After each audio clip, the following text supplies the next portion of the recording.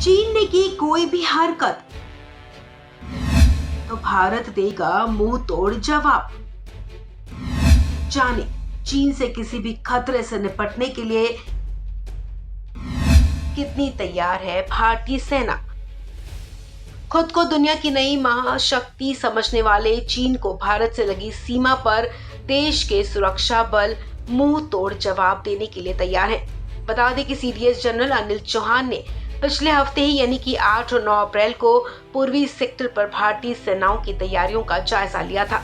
भारत और चीन के बीच सीमा विवाद को लेकर लगातार बने हुए तनाव और चीनी सेना के साथ हुई कुछ झड़पों के बाद सीडीएस चौहान ने एलएसी के कई इलाकों का दौरा किया है। Chief of defence staff general Anil Chauhan ने 8 और 9 अप्रैल को जीओसी त्रिशक्ति कोर के साथ उत्तर बंगाल में एक वायुसेना स्टेशन और अन्य क्षेत्रों का दौरा किया। उन्होंने इस क्षेत्र में बुनियादी ढांचे के विकास और परिचालन और रसद तैयारियों की प्रगति की समीक्षा की। सीडीएस ने दूर दराज के इलाकों में तैनात सैनिकों से भी बातचीत की और उनके उच्च मनोबल और पेशेवर अंदाज की सराहना की है। सीडीएस जनरल अनिल चौहान ने उत्तर बंगाल के सीमा से लगे इलाकों के साथ हाशीमारा एयर बेस का भी दौरा किया, जहां राफेल विमानों की नई टुकड़ी तैनात की गई है। इसी के साथ उन्होंने सुकना में 33 त्रिशक्ति के मुख्यालय का भी दौरा किया। यहाँ उन्हें पूर्वी सीमाओं पर सैन्य तैयारियों, इंफ्रास्ट्रक्चर और लॉजिस्टिक्स के बारे में जानकारी दी गई है। जानकारी के मुताबिक साल 2020 में पूर्वी लद्दाख में हुए पीएलए और भारतीय सैनिकों के बीच झड़प के बाद से ही भारतीय सेना और वायुसेना ने चीन से लगती सीमा पर आक्रामक और रक्षात्मक जवाब देने की पूरी तैयारी कर ली है।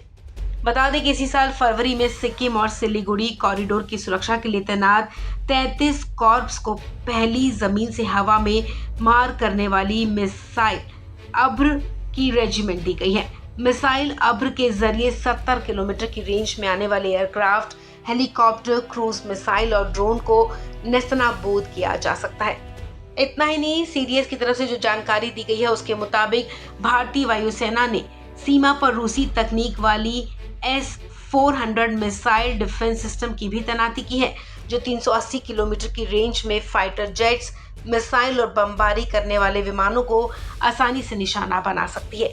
एक वरिष्ठ अधिकारी ने बताया कि भारतीय सेना की कुछ टुकड़ियां रिजर्व में रखी गई हैं, जो किसी भी आपात स्थिति में सीमा पर तैनात की जा सकती हैं। ये टुकड़ियां चीन के खिलाफ आक्रामक और सुरक्षात्मक उपाय करने के लिए तैयार हैं। इसी के साथ हाशीमारा एयरबेस पर राफेल विमानों की तैनाती की गई है।